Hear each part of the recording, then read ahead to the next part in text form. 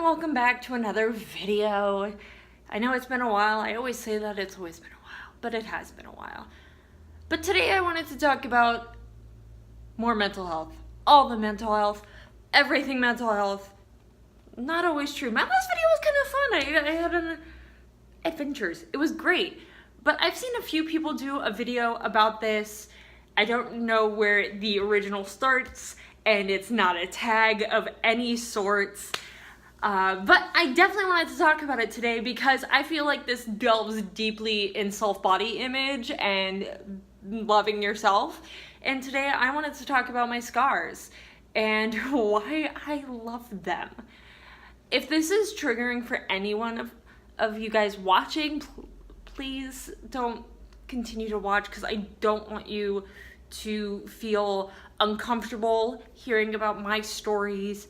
If it makes you sad or anything like that, this is just my experience once again.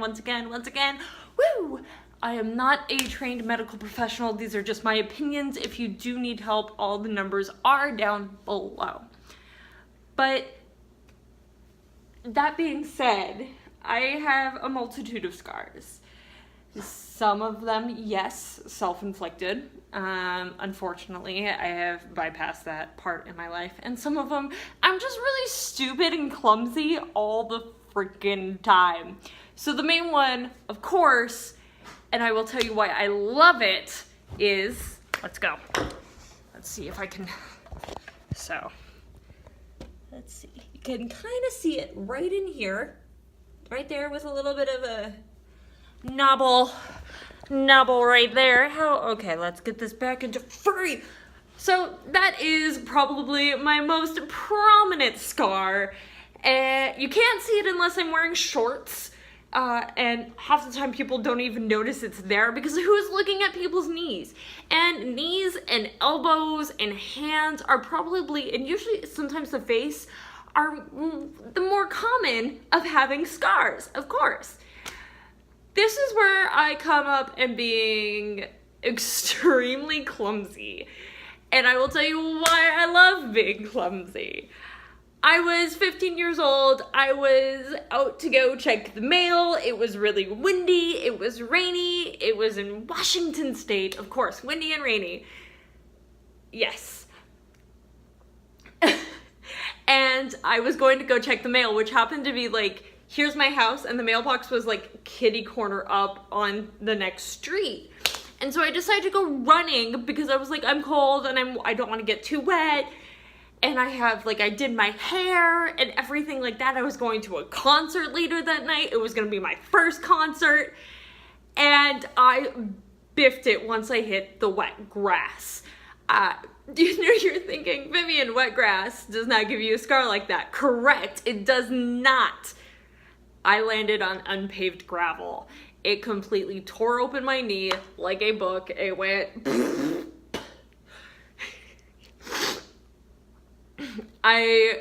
blinding pain, let's just say that. And so I proceed to start crying because this is probably the worst pain I've ever been in. I literally crawled on a hand, this hand and this knee were the only ones that didn't have anything wrong with them. I had to get this hand super glued. You can't really see the tiny little scar, but I did have to get my hand super glued. But I kind of shimmy army crawled back to our house, which was across the street, knocked on the door screaming for my dad, and he's like, oh crap.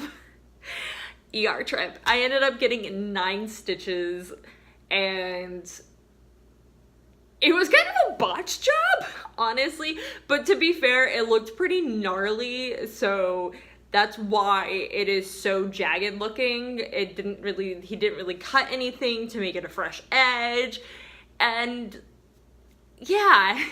So the reason I loved this scar is, like I said, it was on the day that I happened to be going to my first concert ever. I was gonna go see Flogging Molly, and I think that's the one where the Street Dogs and the Briggs. If you guys don't know any of these bands, check them out. They're like Irish punk rock, kind of awesome maritime rock. It was a great show. It was a great show. My first concert was great. But I get out of the ER and they're like, no, you don't need crutches, you don't need a cane, just don't bend your knee. So I looked like a freaking pirate for the concert. I'm in kind of this weird skinny jeans, emo scene kid, Irish punk thing. And it just made for one of the best experiences in my life, going to a concert in a mosh pit, trying to like mosh on one leg. I got to talk to the lead singer of the Briggs. No, lead singer of the Street Dogs. How could I forget that? I got his autograph and everything, and he asked me, you know, why was I limping? And it was great. And I love it because of the fact that it gives me such a unique story to explain why clumsy I am. But there is that. There is another one that's super prominent. You can't really see it because I'm not going to show you my shaved legs, but I basically have a decent sized, kind of maybe between a dime and a nickel, maybe a nickel size, of me falling on a T-post, which is literally a post that is shaped like a T. It's green. They use it in farming a lot to put a like chicken coop wire and fencing and stuff. It's a very popular type of post.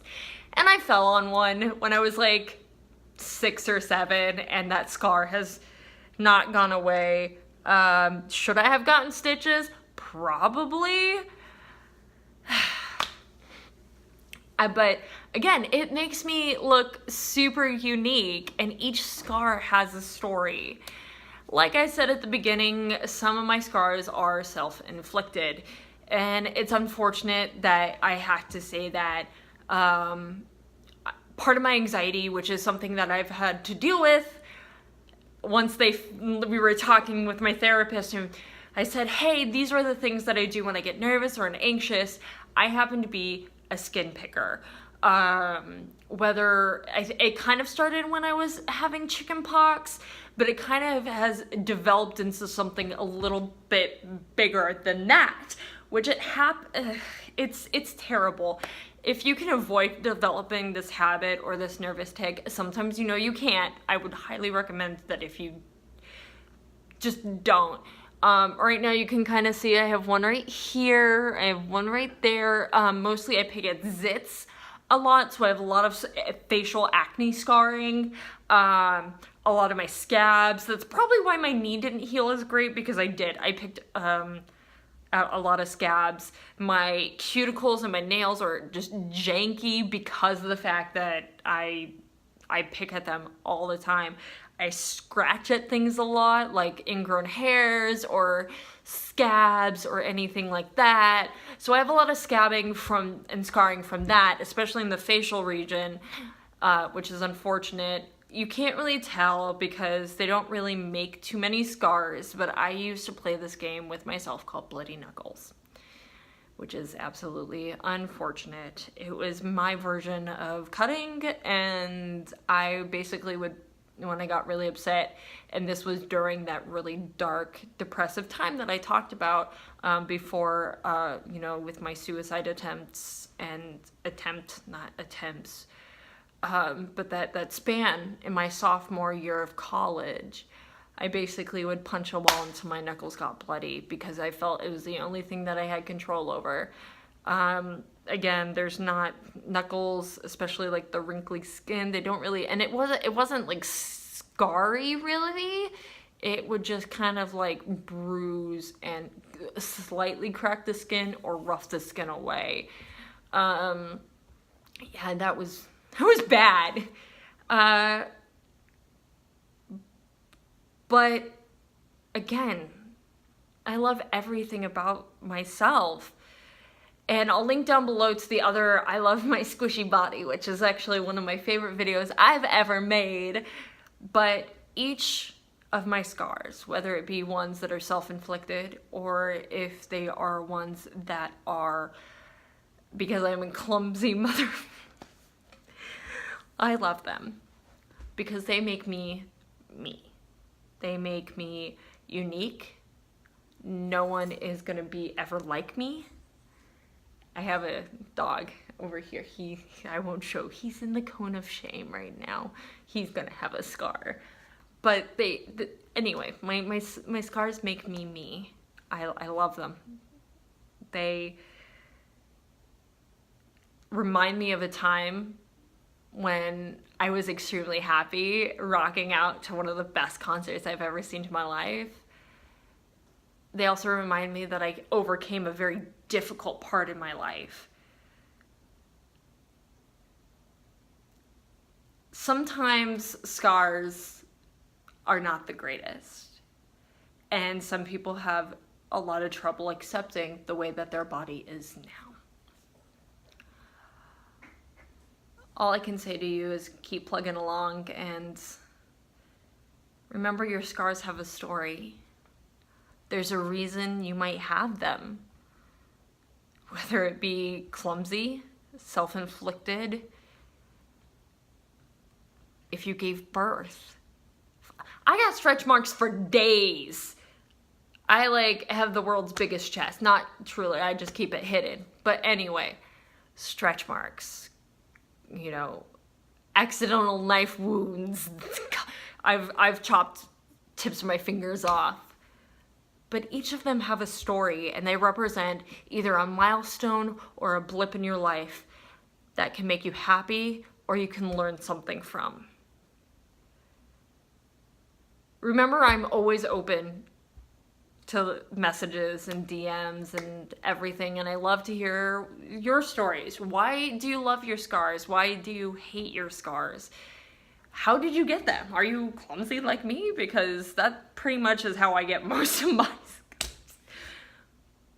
A lot of my scars. Wow. Anyway, guys, thank you for listening to my sharing of why I like my scars. I also am kind of in the mood right now to go get another tattoo. I know, you guys, I know. It's insane. No, it's not. It's not insane. I really shouldn't use words like that. It is something I've been wanting for a long time, and if I do go get one, you guys are coming along. Of course. I mean, now that I'm in a new place, I will be doing that for you guys. And as always, remember to hit that like, share, subscribe, get those little bell notifications so you don't miss out on any of my videos. And if you feel like sharing this, like I said, if you feel that you know someone who is going through a dark time, or is feeling depressed or anxious or anything, and you feel like one of my videos might help them feel like they're not alone, please share my videos. This is the point of this channel, plus a couple of other fun things like eating weird sausages. But until next time, guys, sláinte.